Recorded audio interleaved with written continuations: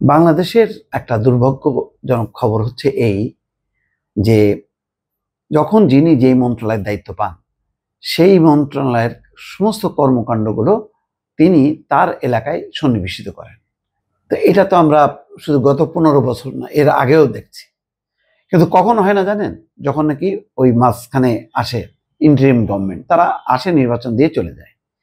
এখন একটা অদ্ভুত সরকার, এই সরকার নির্বাচনও দিচ্ছে আবার রাজনৈতিক কর্মকাণ্ডও করছে। একটা জগা খিচুড়ি সরকার, না রাজনৈতিক সরকার না অরাজনৈতিক সরকার। কেন বললাম এতগুলো কথা?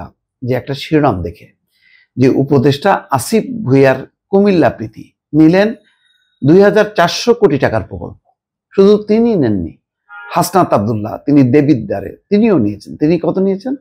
338 কোটি টাকা। তো আর আসিফ মাহমুদ সজীব ভুঁইয়া তিনি হচ্ছেন মুরাদনগরে, 453 কোটি টাকা।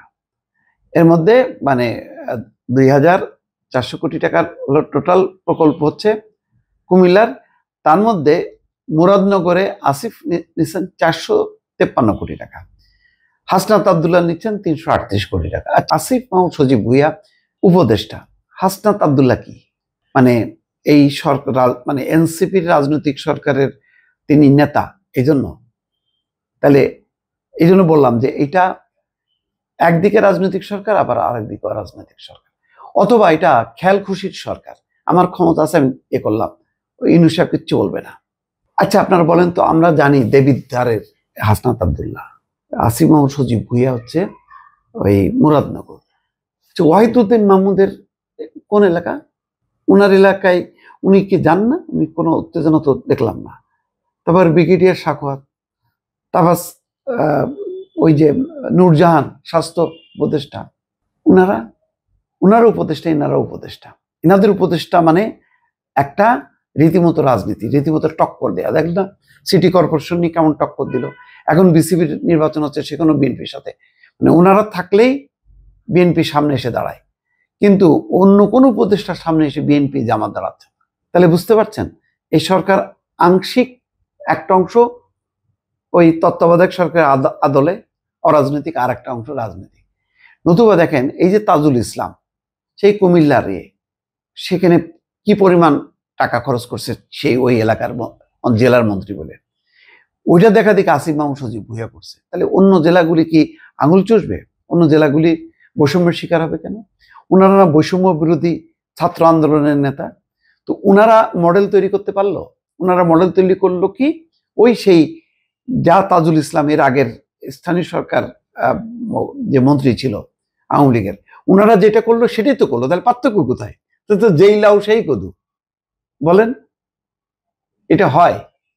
মানে এখন যদি এই সরকারের মানে বিএনপি জানি বলবে না, কারণ নির্বাচন যেহেতু পাইছে, এখন বিএনপি এখন চুপচাপ আছে। যদি কিন্তু অন্য নেতারা কি চুপচাপ থাকবে? বলবে না যে এই সরকারের মানে এই কাজের ব্যাখ্যাটা কি, বা এটা কি মানে রাজনৈতিক সরকার কিনা?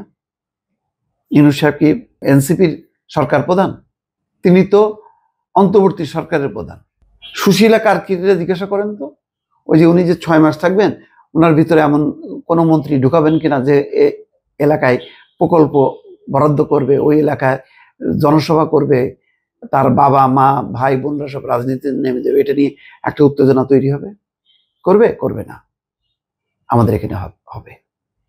কারণ ওই আমরা যতই বলি না কেন, আস্তে আস্তে এই জন্য দেখেন না, ওই যে সেই জুলাই চেতনা আজকে কোন পর্যায়ে, ওই সেটা বোঝার জন্য ওনাদের দলের শক্তিটা কেন ডানে বামে লোক খুঁজে পাচ্ছে না, এটার কারণ ওই চেতনা নাই।